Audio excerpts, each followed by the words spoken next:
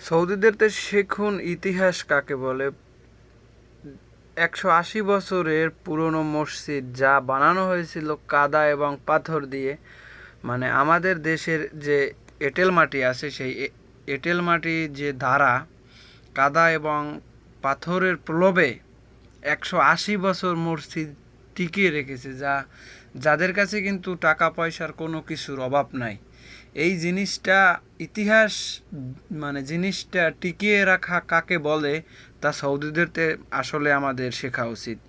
যেমন ধরেন, এই মসজিদ যখন প্রথম যখন বানানো হয়েছে তখন খাজুর পাতা দিয়ে এই মসজিদ এবং খাজুরের ডাল দিয়ে, খাজুরের গাছ দিয়ে এই মসজিদ বানানো হয়েছে। আপনারা দেখলে বিশ্বাস করবেন না কিনা জানি না আমি।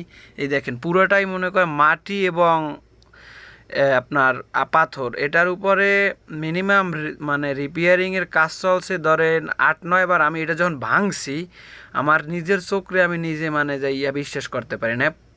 প্রথম যাইয়া প্রলোভ ছিল সিমেন্ট এবং বালুর, তারপর যাইয়া তার আগে যখন যাইয়া করছে যাইয়া সেটা ছিল শুধু চুন আর আপনার একটা কেমিক্যাল দ্বারা। তো এরকম ভাঙতে ভাঙতে আমি 5টা লেভেল পাইছি। 5 লেভেলে লাস্ট লেভেলে ছিল কি শুধু যখন একদম ফার্স্ট বানানো ছিল সেই সময়কালে ছিল শুধু আপনার মাটি মাটি দিয়ে, যেরকম আমরা আমাদের দেশে এখনও কিছু কিছু এলাকায় মনে কর মাটির ঘর পাওয়া যায়। তো যাদের মাটির ঘর আছে তারাই আসলে এই বিষয়টা বুঝবে যে কিভাবে 180 বছর এই জিনিসটা টিকছে।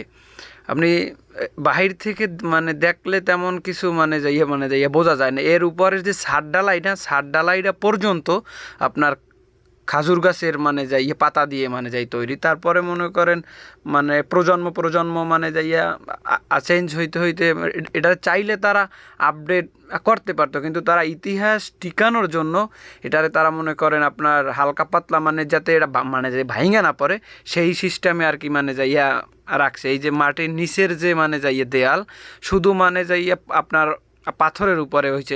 এইবার আমরা আমাদের